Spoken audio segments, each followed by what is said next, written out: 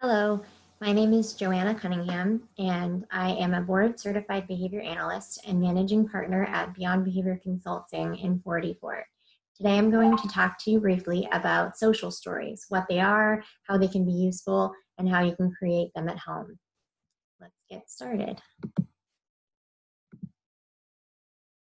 I'm going to share my screen so I can share my presentation with all of you today. Okay, social stories. Social stories are a social learning tool that supports the safe and meaningful exchange of information with children and caregivers. They were developed by Carol Gray in 1991. Sorry for that typo. Carol Gray started her career as a teacher and is now the director of the Gray Center for Social Learning and Understanding. At that center, they develop and continue to learn and understand social skills, social learning, and they provide workshops on social stories and comic strip conversations, which is something else that she also developed. Social stories describe events, expectations, concepts, social skills, social cues, perspective taking, and how to provide appropriate responses for children who may not understand social nuance and perspective. So we know that children with autism typically have difficulty in this area, difficulty reading social cues and understanding nuance and norms of social situations. They have difficulty with behaviors that are expected of them in different environments. And so these stories were created to help provide information in a visual way so that they could understand what's going on and so that we could describe for them what's happening and what they can do, right? Provide information on a repertoire of responses that are appropriate, and also non-examples as well, things that are not as appropriate. They're useful when social information is lacking, or if we need to anticipate a troubling situation, or in response to a troubling situation, or for information. So social stories really have expanded in their use. I think initially they were intended to provide information only on social skills so that we could really break apart and break down those skills for children with autism. They're now used for children with any ability. And I think, that we use them in our day-to-day lives as well. We use information on how to do things, what to do, how to gain information. We learn about mindfulness and ways that we can cope and regulate and all of those social skills that we all continue to need and grow with. The goal of social stories is not to change behavior, but to provide improved understanding of events and expectations so that we may have better responses. It is an antecedent tool. Social stories were developed in the early 90s. However, the research behind them is limited, and the efficacy or the effectiveness of that as a tool for behavior change is not there. So what we do with these social stories, and just because the research doesn't show that they're effective in behavior change doesn't mean that they aren't a good tool or antecedent intervention to put in place to help children understand. So we use this as one piece of treatment to create behavior change. They can be found in many different forms: books, stories, flyers, videos, whichever method is motivating or most reinforcing for your child. There is a body of research around a concept called video modeling. So video modeling shows the child what they're doing, how to do something, what their reactions are, so that they can learn and change to do it in a better way, right? Provide a better response. So sometimes we do video modeling of a child reacting to a situation or a child performing a specific skill. And at first they may perform that skill wrong or respond in an incorrect way. But we'll videotape that incorrect way, and then we'll videotape the correct way so that they can see themselves participating in that better response. And there is research, in that area, but that doesn't mean that social stories are not a useful tool. They are, and many people that have children with autism or use social stories in some way do find them anecdotally effective as a way to help their child understand situations. So, like I said, they were originally developed for children with autism spectrum disorders, but they are useful for many, many children. So what are they used for? What can they be used for? Like I said, this has grown over time, and I think initially they were used mainly for social skills, but we do utilize them now for life skills, for safety skills, and for social skills. So we can create a social story around dressing.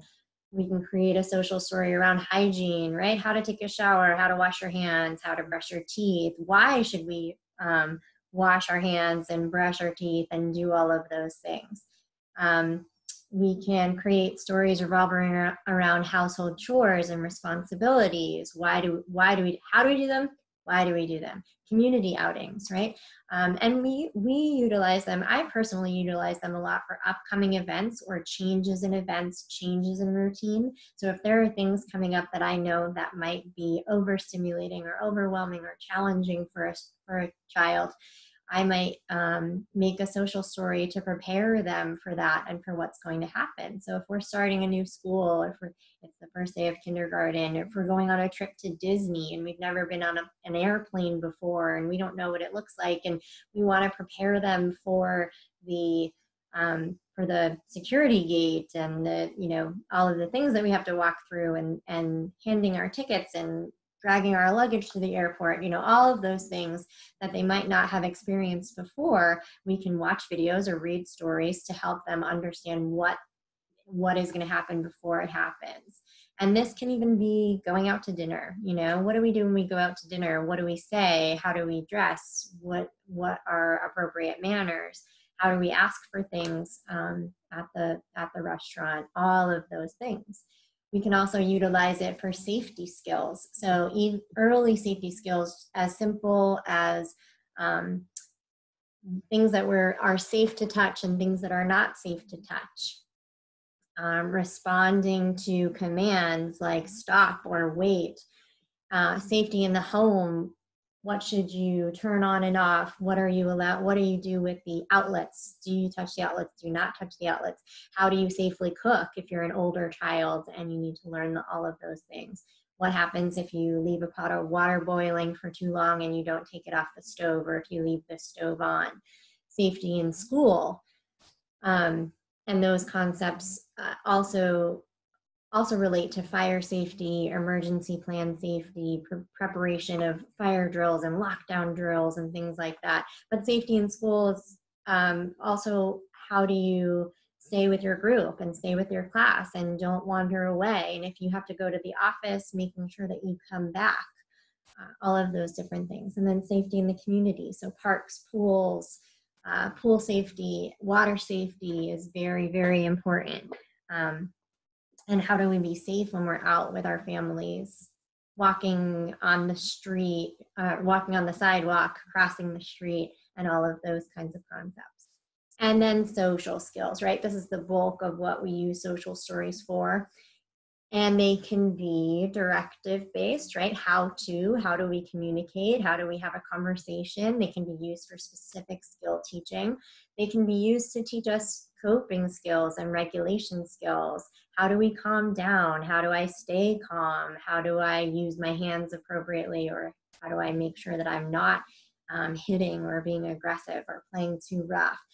And understanding perspective in that. So when I do those things, how do other people feel about that? And like we said, understanding social nuance and social norms, concepts like bullying, teasing, and those sorts of things that children are dealing with as they grow up and go through school. Dealing with change, understanding expectations in different events, and then higher abstract concepts that might be beneficial to break down or to provide more detailed information on. So how do we write your own?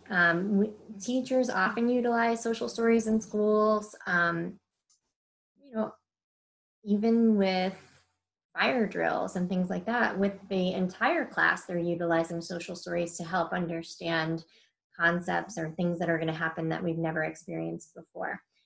And you can utilize social stories at home for anything that you need. So we have clients that use social stories just to understand when they can go in the pool and when they can't go in the pool, to understand how to take a shower, why we need to take a shower, what's my morning routine like, and why do I need to do it. Understanding the coronavirus and why we're all at home and why we're not at school anymore. And so kind of getting a visual depiction and a grasp on all of those different things. And so you can make them really easily at home, and we're going to show you how. So Carol Gray's formula for social story sentence types is that she has 4 different types of sentences that she recommends that you put into a social story. So one is descriptive, the who, the what, the where, the when, the why. One is a perspective sentence structure, so describing details on reactions and emotions of others. An affirmative statement, so affirming the description, affirming the perspective, and then a directive statement, which positively states what that child should do, say, or how they should respond. So here are steps to writing a social story. First, you need to gather information, right? And Carol Gray does have an entire screening tool on her website that discusses all of the important things that need to be involved in a social story for it to really be a good tool. So you need to gather information, identify an area of need, right? Identify something that's wrong, or something that you need to work on, or something that you know that might be coming up that you need to work on. Speak with caregivers, teachers, other people that are with your child in order to make sure that you have the information that you need about what's really going on and how to address a specific topic. And then you want to identify a topic. You want to stick to one main idea. You don't want the story to be too long. You don't want it to be about too many different things. It needs to be direct and succinct in that area. So if you're doing pool safety, you want to identify 5 main safety rules and just touch on those. And you don't want to then start getting into changing into your bathing suit or changing out of your bathing suit, or those types of things. You don't want to get into other concepts that might dissolve what you're really trying to work towards and the goal. So then you want to identify barriers and goals, right? What's the goal for this story, and what do I want the child to get out of it, and what are some barriers that they go through in their experiences that prohibit them from being able to complete that skill or have that appropriate response. You want to make sure that you're individualizing the story. So if you have a 3-year-old child, your story is not going to be as elaborate as if you have a 12-year-old or 18-year-old child. You want to make sure that you're looking at the age. You want to make sure you're thinking about the ability of the child and what they're able to understand. And think about their personality, what they like, what motivates them, what's going to be fun, right? If I know you love basketball, I'm going to weave that into my story if it's, if it makes sense to do so. But you want to think about if they have a sense of humor, and maybe you want to add some jokes in there and make it fun and engaging. And you want to think about their learning style. Are they a visual learner? Are they an auditory learner? Will it help them to read a story? Will it help them just to look at a 1-page flyer about the story? Or is it going to be more effective to show them a video? Some children learn best with songs. So is it better to find a fun song that they can relate to that might discuss certain topics? And then write it, share it, revise it as you go along. Sometimes we write stories and then we realize, oh, we forgot to add something, or there's something missing that's really important, and so we'll add things in after we read them the first time. You want to make sure you have a topic or a title, an intro, a body, a conclusion, and we want to make sure we're using positive language and positively identifying responses and behaviors. So I listed some things down here, some different programs that you can utilize to make your own social stories at home if you have these. If you do not have a computer or a laptop or something that you can use to Word or PowerPoint, you can draw. You can draw pictures, you can just write with text. And again, that depends on the age and ability of the client. But I'm going to show you a little bit about how I utilize PowerPoint to make social stories. And again, they can be simple or complex. So your story should fit your child's needs, abilities, and preferences. There's no right way to do it. It can be one page with multiple pictures. It can be just a few words. It can be a song, it can be a video, or it can be a 20-page book on information and more complex or abstract concepts. So I'm actually, I think, just going to show you a little bit how I use PowerPoint to make a social story. I really like to use PowerPoint because it is really easy to use, and if you use Word, it is more difficult because everything has to line up on Word. So Word is formatted so that there's specific lines, where PowerPoint is more of an open template, so you can move things around and adjust them however you want to. So I'm going to get up a new one here so I can just show you how I would do this from start to finish, right? So you can get a design, right? Some children might like just plain design, plain white. Some might like gray or more serious design, or some of these on here are really fun and bright and bold, and you can use whatever you want. So you can add the title of your story. Let's use this one. Yeah. And this one's crooked, so some kids might like that because it's crazy and fun, and some kids might want everything straight and neat, and we know that. So here's where we write our title, and then we just add new slides. So if you click this and you click this slide orientation, oh, not up there. That's how you make it portrait or landscape, so you can kind of change the effect, but you most likely will keep it in this way. The way I add a slide is just by right-clicking and hitting new slide. And then if I want to duplicate a slide, so if I include a picture in here that then I want to do again, I'll just duplicate the slide. And then you can add anything you want in here. So you can add words, you can add pictures. You go insert pictures, and you can get pictures from your own computer, or you can get pictures from the internet, and you can insert videos as well. If you happen to use Google Drive, inserting videos is super easy because you're already online. Oh, so I realize this doesn't, you can't really see it on here. But if you insert pictures, the clip, you can insert clip art, it'll pop up right on the side. If you insert a video, you're already online, so you'll just click the drop down insert video, and you can type in YouTube and do whatever you want. That's kind of I really like to do that. But you can also drag things around really, really easily. So I just deleted that entire Word box, and I can insert things really easily. Oh, there's the new slide button that I was looking for. So you can insert different types of slides. You can insert a blank slide so that you can move them around. And whenever you do put things in here, you can move them anywhere that you want to on the screen without having to worry about where they are. And you know, there's lots of things you can insert: tables, you can insert text, you can insert word art, a text box if you want to add a little caption down here, or if you want to add an entire paragraph, you insert text boxes as you need them and wherever you need them. I can put one here, and I can put one here kind of as a title. Insert text box and add a title. and phrases and all of that stuff.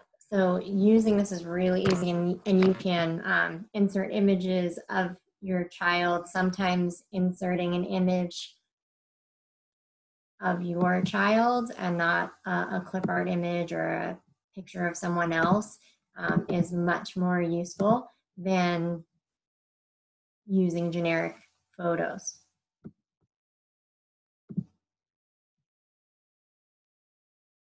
Okay, so how do you implement, right? So I've gathered my ideas and my thoughts. I've talked to people. I figured out kind of what I want to write, and I use PowerPoint or Draw or whatever so that I can create a story, and I create a really good story. So what do I do? Here are some how to implement the story.